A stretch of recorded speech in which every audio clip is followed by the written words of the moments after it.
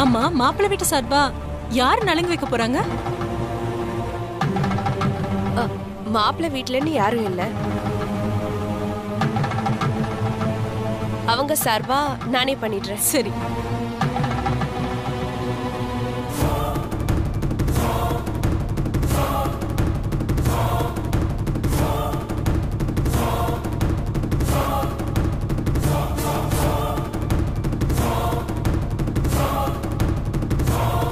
பவானி, நலுங்கு நீ பண்ண வேண்டாம். நான் பண்ண வேண்டாமா? ராஜிமா பண்ணட்டும். எதுக்கு அவங்க பண்ணணும்? அவங்க சமையல்காரங்க தானே.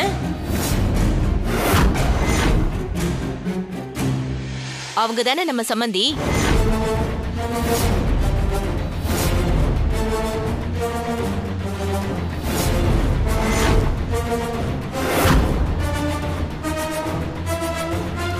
ஓ,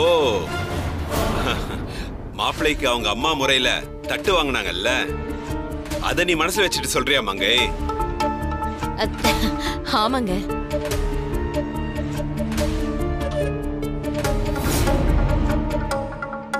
சரி சரி, அவங்க பண்ணலாம்.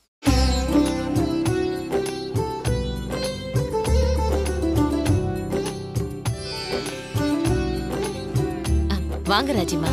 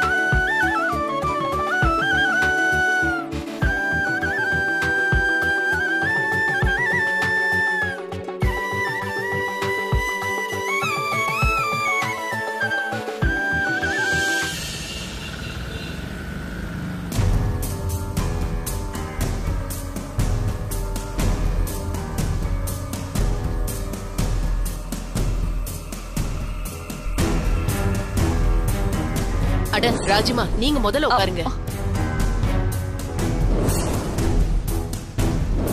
நலுங்கு நீ பண்ண வேண்டாம். ராஜிமா பண்ணட்டும். பவானி, என்னாச்சு? வீட்டுல ஒரு நல்ல விஷயம் நடந்துட்டு இருக்கு, எல்லாருமே சந்தோஷமா இருக்காங்க. ஆனா நீ மட்டும் இங்க தனியா வந்து என்ன யோசிச்சுட்டு இருக்க? ஒண்ணும் இல்ல. ஒண்ணும் இல்லாம நீ எங்க வந்து நின்னுட்டு இருக்க? நீ ஒண்ணு இல்லைன்னு சொல்லும் போதே ஏதோ இருக்குன்னு தெரியுது. என்ன விஷயம் சொல்லு. நான் தான் ஒண்ணும் இல்லைன்னு சொல்றேன்ல. எனக்கு புரியுது. ஃபங்க்ஷன்ல உன்னை கவனிச்சுக்கிட்டு தான் இருந்தேன். என்னாச்சு? என்ன பிரச்சனை? என்னாச்சுன்னு சொல்லு. நான் ஏதாவது பேசணும்னா பேசுறேன். மனசுல எதையும் வச்சிட்டு இருக்காத. எனக்கு ரொம்ப கஷ்டமா இருக்கு. இங்க நடக்கிற சில விஷயங்களை பாக்குறப்ப எனக்கும் மனசுக்கு ரொம்ப ரொம்ப கஷ்டமா தாங்க இருக்கு. எதனால கஷ்டமா இருக்கு? உங்க மேலயோ, அத்தை மேலயோ, மாமா மேலயோ, இல்ல சண்மதி மேலயோ எனக்கு எந்த வருத்தமும் இல்லைங்க. நீங்க என்ன தப்பா நினைச்சுக்காதீங்க. யாரோ ஒரு சமையல்காரமாக்கு நீங்க எல்லாரும் சேர்ந்து முன்னுரிமை கொடுக்கறது எனக்கு நல்லதா படல. என்னை விட முக்கியமானவங்களா போயிட்டாங்களா? நான் சண்மதிக்கு வந்து ஒரு அண்ணியா இருந்து நலங்கு வைக்க போனேன். கார்த்திக்கு அக்காவோ அண்ணனோ தம்பியோ யாரும் கிடையாது. அதனால நானே எல்லாமே முன்னாடி இருந்து செய்யணும்னு ஆசைப்பட்டேன். ஆனா எதுக்கு அந்த அம்மாவை பண்ண சொல்லி சபையில என்ன அவமானப்படுத்துறீங்க? அப்படி முக்கியத்துவம் கொடுக்கற அளவுக்கு அவங்க யாரு? என்ன பவானி, ஏன் இப்படி பேசிட்டு இருக்க? அவங்க தானே அம்மா ஸ்தானத்துல இருந்து எல்லா விஷயம் பண்ணிட்டு இருக்காங்க. அவங்க ஒரு பேருக்கு தானே அம்மா ஸ்தானத்துல இருக்காங்க. ஆனா நான் நிஜமாவே சண்மதியோட அண்ணி இல்ல. என்னை விட அவங்க உங்களுக்கு முக்கியம்னா அவங்க யாரு? ஏன் இந்த மாதிரி பேசுற? அவங்க எவ்வளவு உதவி எல்லாம் செஞ்சிருக்காங்க, அதெல்லாம் மறந்துட்டியா? மறக்கலங்க. அப்படி ஒரு உதவி அவங்க செஞ்சதுதான் எனக்கு பெரும் குழப்பமா இருக்கு. சண்மதி ஒரு லாயர். அந்த லாயருக்கு இருக்கிற மதிப்பை விட, அந்த சொல்லுக்கு இருக்கிற மரியாதையை விட, அந்த அம்மாக்கு அந்த ஸ்டேஷன்ல அப்படி ஒரு மரியாதை. அப்படின்னா அவங்க யாருங்க? அன்னைக்கு திடீர்னு கார்ல போறாங்க. ஒரு சமையல்காரம்மா கார்ல போற அளவுக்கு வசதி எப்படி இருக்கும்? பவானி, உனக்கு எதனால அந்த மாதிரி குழப்பம் வந்ததுன்னு எனக்கு தெரியல. இப்படி ஒரு குழப்பத்தோட நீ இருக்கிறது எனக்கு நல்லதா படல. நீ இந்த வீட்டு மருமக, நடக்க போறது உன் வீட்டு ஃபங்க்ஷன். நீ சம்பந்தம் இல்லாம ஒரு ஆள் மேல கோவப்பட்டு முகத்து தூக்கி வச்சிருந்தா என்ன அர்த்தம்? என் மனசு புண்பட்டிருக்குன்னு அர்த்தம். நான் ரொம்ப ரொம்ப வேதனையில இருக்கேன்னு அர்த்தம். இங்க பாருங்க, நான் சொல்றேன்னு தப்பா நினைக்காதீங்க. இங்க நடக்கிறது எல்லாமே எனக்கு சரியா படல. சண்மதி கல்யாணத்துல ஏதோ ஒண்ணு தப்பா நடக்க போற மாதிரியே தான் எனக்கு தோணுது. அந்த உண்மை தெரியும் போது நீங்க எல்லாருமே பெரிய அளவுல அதிர்ச்சி அடைய போறீங்க. வாயை மூடு பவானி. வீட்டுல ஒரு நல்ல விஷயம் நடக்குதுன்னு எல்லாரும் சந்தோஷமா இருக்கும். நீ என்னடான்னா அது இதுன்னு வாய வைக்கிற. தயவு செஞ்சு பேசாம இரு. நான் பேசாம தான் இங்க வந்து நின்னுட்டு இருக்கேன். நீங்க தான் பின்னாலேயே வந்து ஏன் உம்முன்னு இருக்க, ஏன் முகத்தை தூக்கி வச்சிருக்க, அப்படி இப்படின்னு என்ன கேட்டீங்க. அதனாலதான் நான் விளக்க சொன்னேன். இனி எதையும் யார்கிட்டயும் சொல்லல. நான் சொன்னதையும் நீங்க மறந்துடாதீங்க.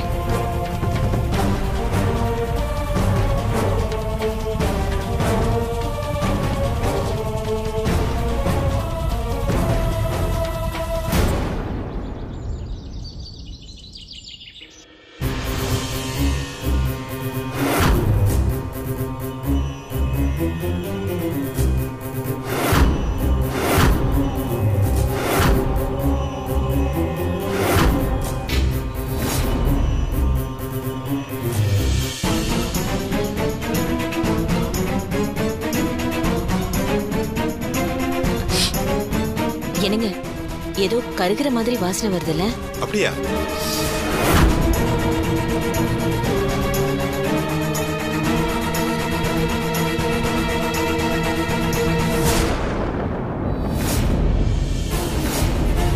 ஐயோ, என்னாச்சு? என்னங்க, என்னாச்சு மங்க? உடம்பு தீ பிடிச்சு எரியுதுங்க. அப்படியா மங்க? பாத்து. டேய் அருண், பா. என்னாச்சுப்பா?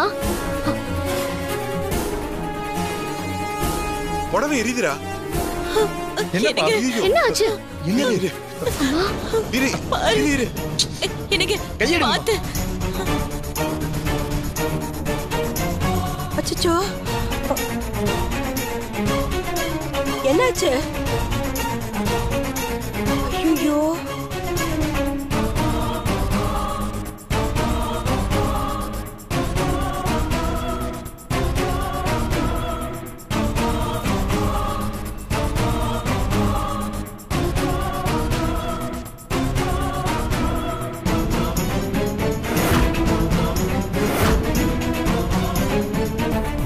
என்ன மங்க இது? முகூர்த்தத்துக்கு வாங்கின புடவை இப்படி ஆயிப்போச்சே.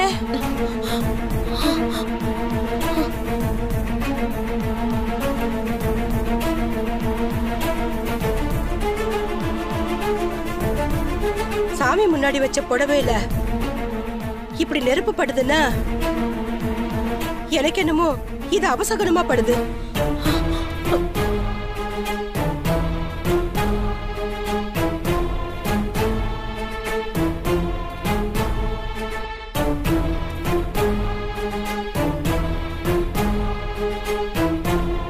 பாட்டி, விளக்கு கிட்ட போய் புடவையை வச்சா நெருப்பு படதான் செய்யும். ஏதோ தெரியாம நடந்த ஒரு விஷயத்துக்கு இப்படி அபசகுணம் அது இதுன்னு பேசிட்டு இருக்கீங்க.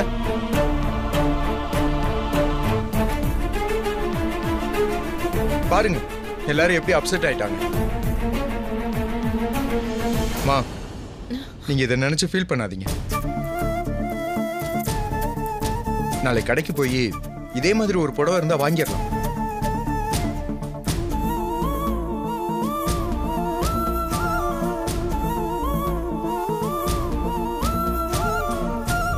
ஆமாம்மா, வீட்டுல ஒரு விசேஷம் நடக்கிறப்போ இந்த மாதிரி திருஷ்டி கழிப்பா சின்ன சின்ன விஷயங்கள் நடக்கிறது சகஜம்தான். இத போய் யாரும் பெருசு பண்ண வேண்டாம்.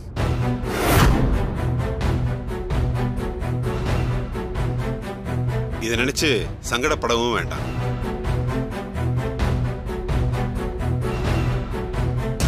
அருண் சொன்ன மாதிரி நாளைக்கு கடைக்கு போய் வேற ஒரு புடவையை எடுத்துடலாம்.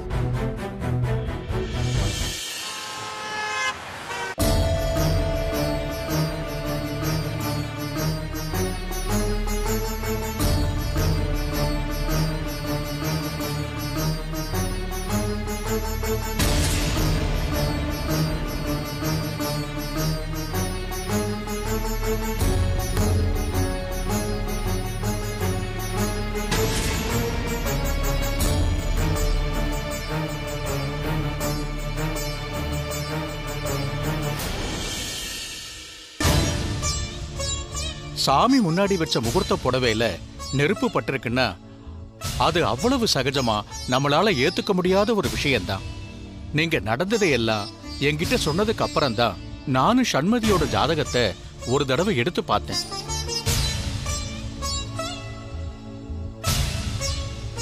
கல்யாணத்தை ஒட்டி இப்படி சில விஷயம் நடக்கிறத நீங்க திருஷ்டியா கூட நினைச்சுக்கலாம். அப்படிதான் ஜோசியரே நானும் சொன்னேன். இவதான் தேவையில்லாம பயந்துகிட்டு இருக்கா. உங்களோட பயமும் நியாயம்தானே?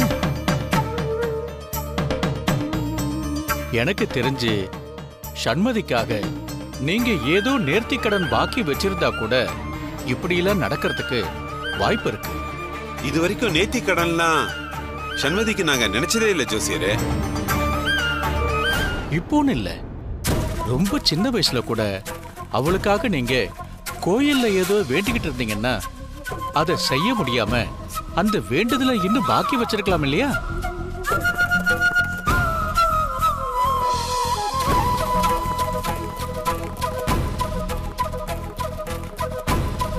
ஆமாங்க ஜோசியரே, அவளுக்கான ஒரு வேண்டுதல் பாக்கி இருக்கு.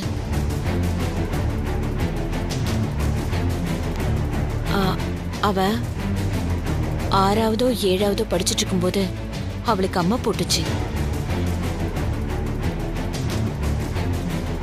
அவ நல்லபடியா குணமாயிட்டா கோவிலுக்கு சில வேண்டுதலை நிறைவேற்றதா சண்மதிக்காக எங்க அம்மா வேண்டியிருந்தாங்க. ஆனா அந்த சந்தர்ப்ப சூழ்நிலையில அதை உடனே செய்ய முடியாம போயிடுச்சு. அப்படியே நாள் ஓடு ஓட எங்களுக்கும் அது மறந்தே போயிடுச்சுன்னு வைங்களேன். இப்ப கூட நீங்க கேட்டதுக்கு அப்புறமா தான் எனக்கு அந்த விஷயமே ஞாபகம் வந்தது. அப்படின்னா நீங்க முதல்ல அதை செஞ்சு முடிங்க.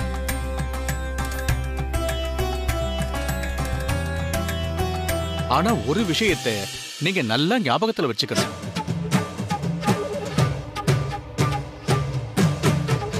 நீங்க நினைச்ச மாதிரியே இந்த வேண்டுதலை சீக்கிரமா நல்லபடியா செஞ்சு முடிக்கணும். அப்படி ஒருவேளை நீங்க அதை செய்யாம போனாலோ இல்ல அந்த வேண்டுதல்ல ஏதாவது தடை ஏற்பட்டாலோ அதனால அந்த கல்யாணமே நின்னு போற சூழ்நிலை கூட ஏற்படலாம். ஜோசியரே, என்ன இப்படி சொல்றீங்க? பயப்படாதீங்கம்மா.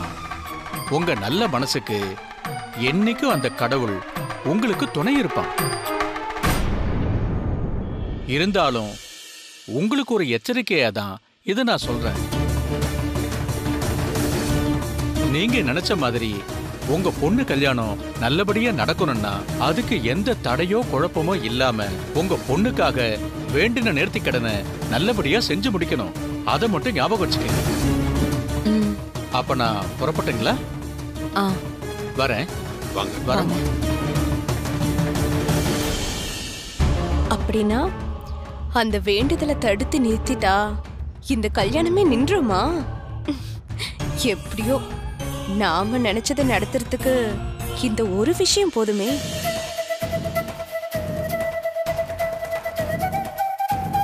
என்னங்க, ஜோசியர் சொல்லிட்டு போறதெல்லாம் பார்த்தா எனக்கு ரொம்ப பயமா இருக்குங்க. இதுக்கு மேல இந்த விஷயத்த நாம தள்ளி போட வேண்டாம். நாளைக்கே நாள் நல்லா இருக்குல்ல, பேசாம கோவிலுக்கு போய் சண்மதிக்கான வேண்டுதலை பண்ணிடலாங்க. சரி மங்க, நான் உடனே கோயில பேசி அதுக்கான ஏற்பாடை பண்றேன்.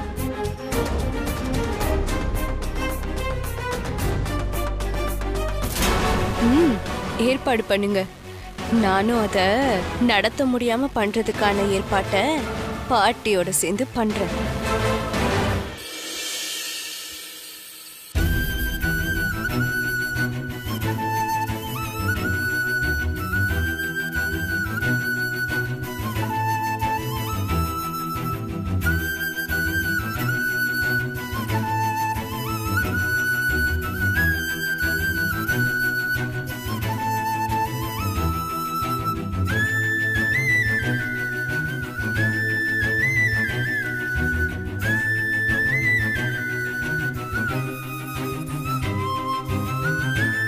மா,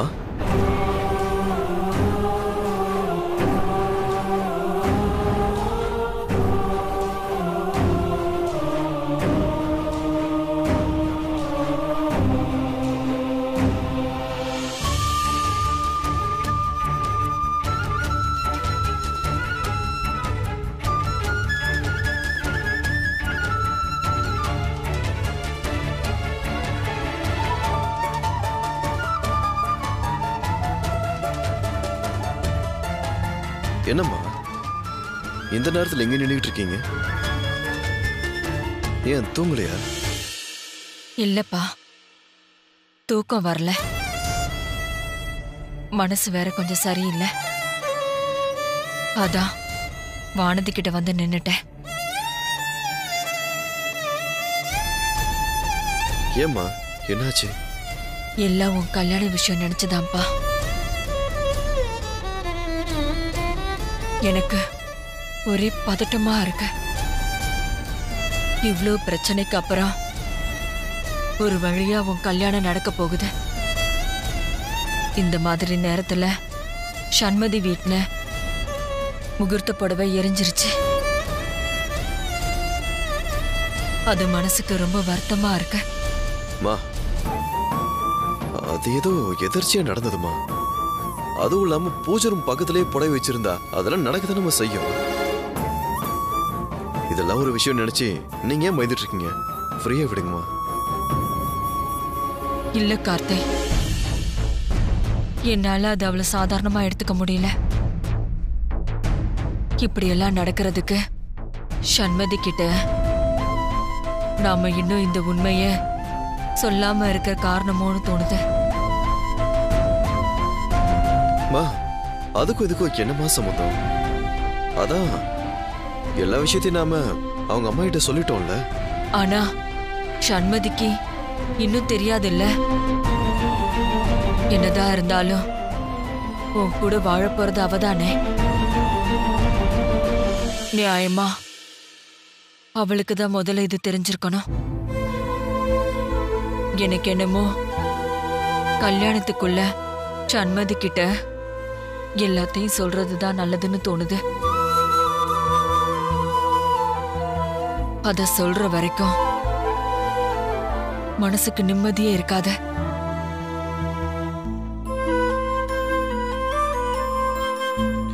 சரிம்மா, உங்களோட ஆசை அதுதானா? நானே இதை பத்தி சண்முதி கிட்ட பேசுறேன். நிஜமாதான் சொல்றியா? ஆமாம்மா. இந்த விஷயத்தை நினைச்சு நீங்க இவ்வளவு தூரம் வருத்தப்படுறப்போ பேசாம சொல்லிடுறது நல்லதுன்னு தோணுது. நாளைக்கு ஏதோ வேண்டுதல்னு சண்முதி என்ன கோவிலுக்கு வர சொல்லியிருக்கான். அங்க வச்சு அவகிட்ட நான் எல்லா உண்மையும் சொல்லிடுறேன். எல்லா உண்மையும் நான் சொன்னதுக்கு அப்புறம் அவ என்ன புரிஞ்சுப்பான்னு நான் நம்புறேன். அதுக்கேத்த மாதிரி நான் பக்குவமா அவகிட்ட எல்லாத்தையும் எடுத்து சொல்றேன். எல்லாத்த பத்தியும் தெரிஞ்சதுக்கு அப்புறமா தான் இந்த கல்யாணம் நடக்கும். நீங்க தைரியமா இருங்கம்மா.